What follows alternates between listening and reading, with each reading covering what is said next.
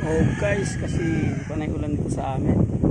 So ito, binags ko si BBD Max kasi alam mo naman kasi sa ulan, medyo umano yung dingding niya, yung mga pintura kasi sa ulan kasi guys.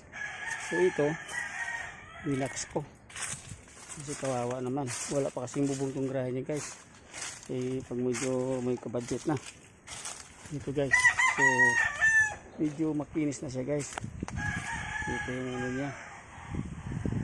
Okay. Yun. Medyo maliwala sa tingnan. Kasi pag hindi mo yan ano ng wax guys, dahil sa ulan, parang umano yung pintura niya.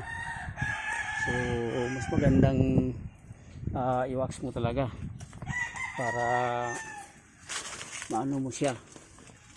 So yan guys. Okay.